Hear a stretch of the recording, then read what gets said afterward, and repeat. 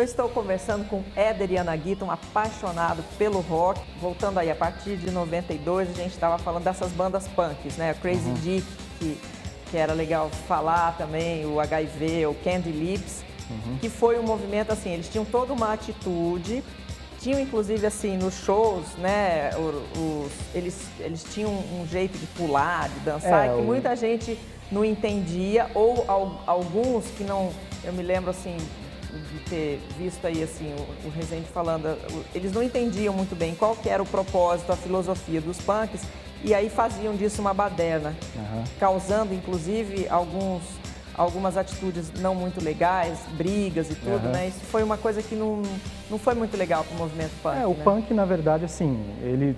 Claro, a natureza do rock geralmente está muito ligada a uma questão de rebeldia, mas o punk em especial, da forma como ele surgiu, até por influência de bandas como Sex Pistols na Inglaterra, né? Ele tinha toda uma coisa de uma rebeldia bem exacerbada. Meio tribo, né? sim. A dança, por exemplo, que era o pogo, né? Nada mais era do que uma coisa de diversão, né? E as pessoas às vezes enxergavam uma coisa de violência ali, mas na verdade era uma forma de expressão deles, de se libertar. O punk sempre esteve muito ligado a uma questão de diversão mesmo. Embora você tenha algumas bandas que tenham trabalhado um pouco a questão política, você tem, por exemplo, nas origens mais famosas, The Clash, por exemplo, que tinha um engajamento político muito grande. Aqui no Campo Grande mesmo, se você observar as letras dos Impossíveis, do Crazy Dick, tem muita coisa ali de farra, mas tem muita coisa que está ligado com política, né? Eles sempre criticaram muito a coisa da influência norte-americana na cultura brasileira, né? Então, assim, mas na verdade o punk era uma coisa de diversão, então o barato deles ali era descarregar. E o pogo, né, a dança, né, era uma forma de fazer isso. Eu me lembro que acho que no final dos anos 80 eu fui fazer um show com a Arrastapé em São Paulo e a gente foi no Madame Satã assistir um show do Ratos de Porão com o João Gordo. E foi a primeira vez que eu vi o pogo, né? O pogo, Aquela dança assim, ficou todo mundo... Porque assim, logo que a gente chegou, o Maurício estava com um copo de bebida, que já deram um pontapé no copo, já foi a bebida que ele tinha acabado de comprar. Tinha umas coisas de garrafa E aí a gente voando, ficava meio na periferia, porque não dava para entrar naquela roda, o povo dançando alucinadamente, né? Mas assim, é interessante. Para quem está de fora, às vezes tem uma visão de que é algo violento, que o pessoal ali está brigando, mas na verdade existe uma perfeita simbiose ali, uma perfeita harmonia. O pessoal que entra no pogo sabe que vai levar umas cotoveladas, vai dar umas cotoveladas, mas é uma forma de expressão, né? Assim, o punk sempre teve muito essa questão envolvida no estilo de cantar, no estilo de tocar, né, de se portar no palco e nos próprios shows, né? Bom, aí depois dessas bandas punks mais autênticas, assim, veio os Impossíveis, né, que já tinha uma outra conotação, né? Os Impossíveis, eles faziam um trabalho diferenciado, um pouco ligado às histórias em quadrinhos. Como é que foi os Impossíveis tinham muita influência, assim, do que hoje o pessoal chama de cultura nerd, né? Tem a questão dos quadrinhos, dos super-heróis, mas eles também tinham uma coisa que, como eu comentei, é uma questão ligada também à política, né? Ao mesmo tempo que eles tinham uma influência dos gibis, das histórias em quadrinhos, desses heróis, por outro lado, eles entendiam também que havia uma questão da influência da cultura norte-americana na cultura brasileira e também faziam críticas a isso. Então, eles tinham um trabalho bem interessante. Mas eles foram bastante criticados por outras bandas punk, né? Que achavam que eles eram mais fã-punk, né? Aí entra essa questão da diversão. Você tinha algumas bandas que tinham uma ideologia política mais forte, né? Que tinham uma conotação política mais forte. E quando os Impossíveis entram puxando um pouco esse lado da diversão, dos quadrinhos, né, das piadas, isso acaba gerando um confronto que existe até hoje, né? O punk, ele sempre gera esse confronto entre as bandas que têm um engajamento político e as bandas que são mais por diversão, né, que fazem piada de tudo, que brincam com tudo.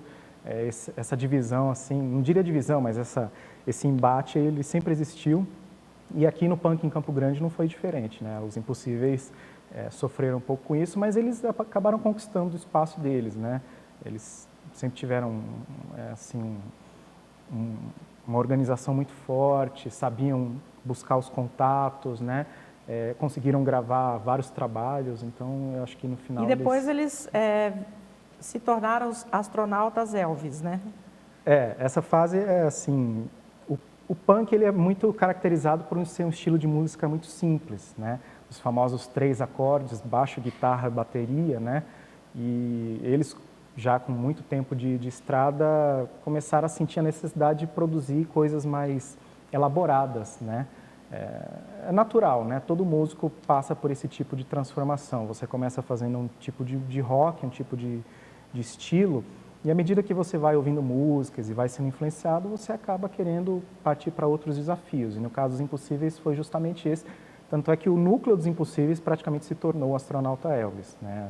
A banda simplesmente deixou o Impossíveis para trás e foi para o Astronauta Elvis, e aí eles conseguiram acho que até é uma preocupação deles de não misturar as coisas, né? Fazer uma coisa nova, eles começaram com influências diferentes, né? Arranjos mais elaborados, um tipo de letra diferenciado, né? Com mais reflexões sobre a vida, enfim, essas coisas. Aí, assim, fechando esse ciclo dos punk rocks, tem o Shropshire, né? Que tem uma outra conotação, né? O Shropshire é um caso bem interessante no rock de Campo Grande, pelo fato de ser uma banda com a influência do hinduísmo, né? O Diego, que era o líder da banda, ele já tinha tido outras bandas, mas depois que ele conheceu a religião hindu, ele passou a querer incorporar aquilo que ele estava vivendo na religião na música, sem perder o estilo pesado. O Shropshire sempre teve um som muito pesado, né? Assim, um hardcore forte, mas nas letras sempre falando de espiritualidade, de respeito ao próximo, que é uma coisa interessante, assim, né? Então, o visual também, eles tinham um visual bem interessante, pintavam os rostos, até uma coisa que lembrava um pouco o Kiss, né? Mas é um caso interessante por causa disso, dessa mescla da espiritualidade, né? Com a qual ele teve contato no hinduísmo, ligado a um som pesado. Bom, depois a gente tem as bandas de rock gospel, né? Que também tem todo um visual, mas tem toda uma filosofia, né, diferenciada, né? Uhum. Bom, aí a gente tem algumas bandas que são mais pop, né? E que foi, acho que, muita influência da MTV também, né? A gente tem... A partir do início da década de 90, com a chegada da MTV, acho que a própria indústria musical brasileira passa por uma transformação, porque antes você não tinha um espaço como aquele para ter o visual dos artistas, né? E essa geração, muito influenciada pelo pop rock dos anos 80, né, que explodiu no Brasil, que foi uma coisa muito forte, esse pessoal seguiu essa linha, né, com uma coisa assim, mais leve, né, que é uma característica do pop rock, até dizer um pouco comercial, assim, é um termo que às vezes é usado como pejorativo, mas que na verdade é um tipo de música que é mais aceita e mais difundida, né. E aí a gente tem o surgimento de algumas bandas, como o Inverno Russo, né? Isso. O Inverno Russo, que depois deu origem ao naipe, né? É o Guga, o Guilherme, o Guilherme Guga Cruz. Borba, isso, o Guilherme Cruz, que estão até hoje aí na estrada, né? E que foi uma banda que, assim, acredito que foi uma das primeiras bandas que começou a ter um trabalho assim comercial bem interessante, até com organização de fã-clube, umas coisas assim que até então não existiam, né?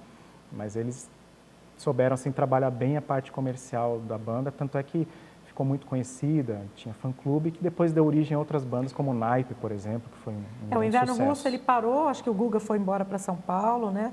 Depois, na volta dele, que ele criou a Naipe, e depois o Filho dos Livres, né? Isso, exatamente. Junto com nessa geração também tem a banda Grass, né, que tinha uma pegada assim, muito ligada à música popular, uma mescla de reggae, umas coisas assim bem interessantes, que também souberam aproveitar esse momento, né? Que aí você já tinha vários bares em Campo Grande, né?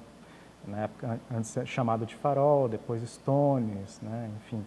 O próprio Jamaica também foi um espaço que... né? Então, assim, com esses espaços, com esse movimento, essas bandas começaram a surgir.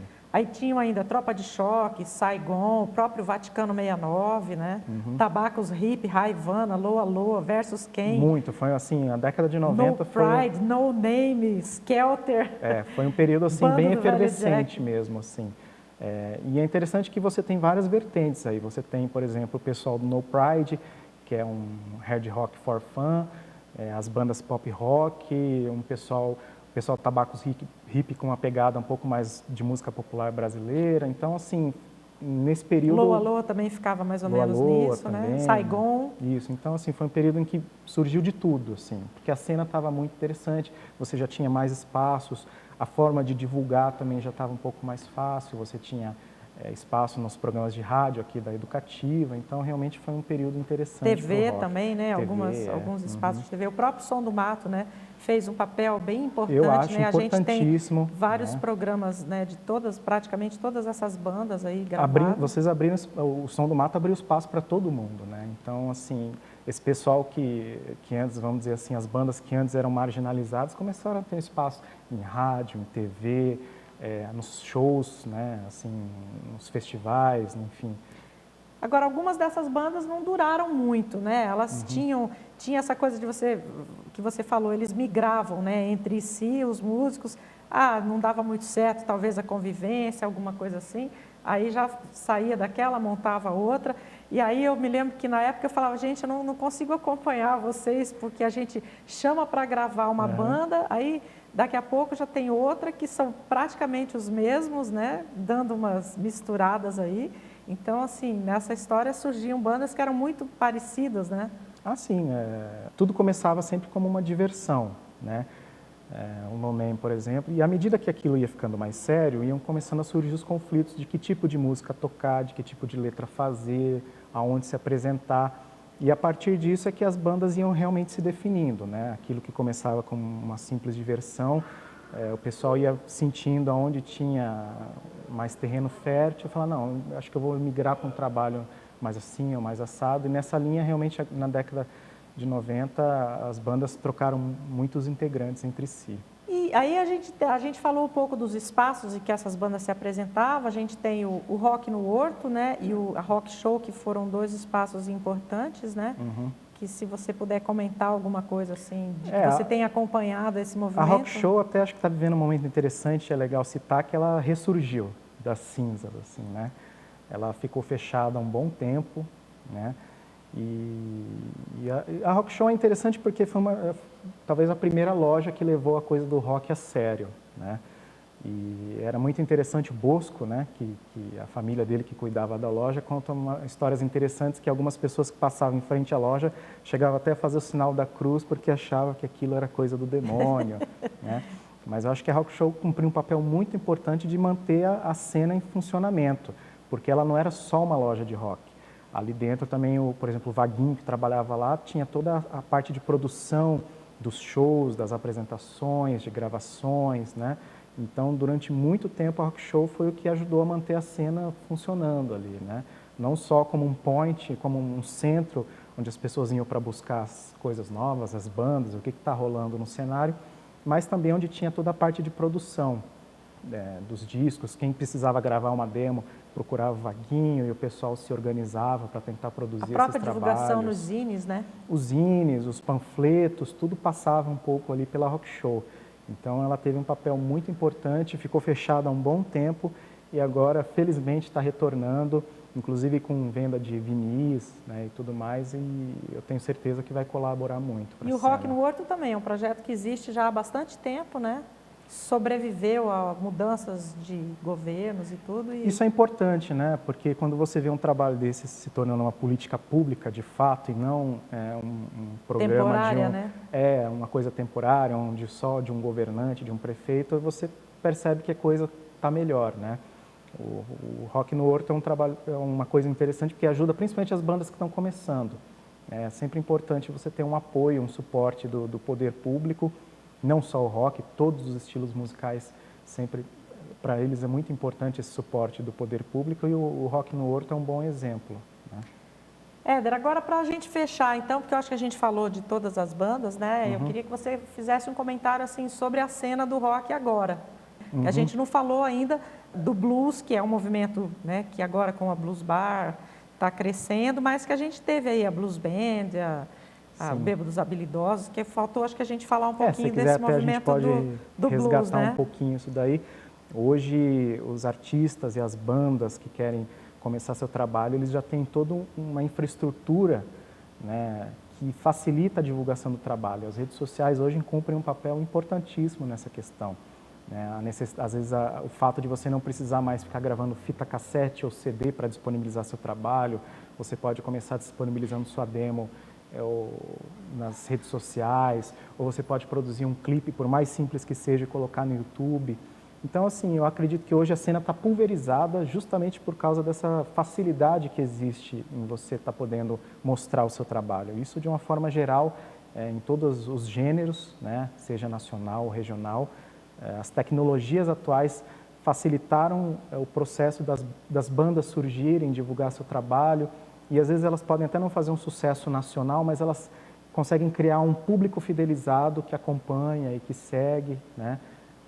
E eu acredito que, assim, hoje a cena está bem pulverizada, mas continua rica, continua Quem produzindo. são as bandas que você está vendo aí na cena? Olha, eu ando um pouco afastado da cena. Da cena do rock. Depois que a gente começa a trabalhar e tudo, a gente se afasta um pouco dos bares. Mas, assim, o pessoal das antigas continua nativa, você tem o bando do Velho Jack, que continua, você tem o pessoal do Astronauta Elvis, que vira e mexe, está voltando e está fazendo apresentações. Tem Joaquim Seabra, sua orquestra maravilhosa. O Joaquim, o Cebola, né? Vulgo Joaquim Seabra, né? Com um trabalho, inclusive, assim, mais rico que é o da orquestra, né? Ele incorpora, toca até coisas como The Carpenters, então, assim, tem um trabalho bem variado. Então, acho que os bares, né, também, hoje, você tem 21, você tem Blues Bar, você tem... Fly. O Fly, assim, acho que vale mencionar que foi um espaço muito importante para essa cena da década de 90, né, onde, apesar de toda a precariedade que existia, logo no início ali na Rua Bahia, na esquina com a Mato Grosso, abriu espaço para muitas bandas, né, para o pessoal se apresentar, e era um refúgio do pessoal que queria ouvir rock, então, e que se mantém aí nativa, né? Então, eu acho que hoje as coisas estão um pouco mais acessíveis, né? E as bandas têm feito bom proveito disso para divulgar os trabalhos. Vamos falar um pouquinho da cena do blues, então, assim, nessa linha do tempo aí. O blues, acho que os primeiros passos do blues aqui em Campo Grande, acho que deram início na década de 80, né? Você tem aí, que inclusive propiciou o surgimento do bando do Velho Jack, né? Você tem em duas frentes, enquanto Alta Tensão estava ali fazendo heavy metal, surgiu a Blues Band, né? Que foi uma das primeiras bandas de blues em Campo Grande, com o Renato, com o Fábio Brum, né? E que a partir dali começaram a difundir o blues em Campo Grande, né? Sempre com esse estilo mais largado, mais desleixado, mas que sempre encontrou espaço ali nos bares para estar se desenvolvendo, né? E que, posteriormente, a junção da Blues Band com o pessoal que saiu da Alta Tensão propiciou o surgimento do bando do Velho Jack, né? E aí também o Bêbados Habilidosos, né? E o Bêbados Habilidosos. Foi, né? O Marcos e a Luz, né? O Renato. O Renato. Isso. Posteriormente, o Fábio saiu do bando do Velho Jack, foi morar nos Estados Unidos por um tempo, e no retorno dele também passou a incorporar a Blues Band, os Bêbados Habilidosos. E o Bêbados Habilidosos, assim, acho que é um caso interessante de uma banda que teve uma longevidade grande, né? Eles encerraram as atividades há um pouco tempo atrás, mas conseguiram produzir bons trabalhos, letras autorais, né? Assim, era um trabalho de muita qualidade que teve uma longevidade muito boa. Éder, só te agradecer muito, entendeu? Por essa aula aí de rock. Imagina. Agradecer essa pesquisa que você fez, dizer que é muito importante, né, esse registro. Agradecer ao Marcelo também, que não pôde vir, mas... Infelizmente. Mas que também conhecia muito dessas outras bandas. E muito bom ter você aqui no Arquivo Musical. Muito obrigado. Eu que agradeço a oportunidade de estar aqui, podendo falar um pouquinho, né, desse registro que a gente fez. E parabenizar o programa por estar reforçando esse tipo de registro, né? Como eu citei, o rock, infelizmente, aqui em Campo Grande, Mato Grosso do Sul, ele carece desses registros históricos, né, dessas memórias. E eu acredito que a própria TV cumpre um papel muito importante, está fazendo esse tipo de resgate e está mantendo viva essa história para que as gerações de hoje saibam que Mato Grosso do Sul e Campo Grande sempre tiveram rock. E aí, muito obrigada, então. Eu que agradeço. Te agradeço por esse bate-papo gostoso. Gente, o Arquivo Musical de hoje fica por aqui e a gente se vê no próximo programa. Até lá.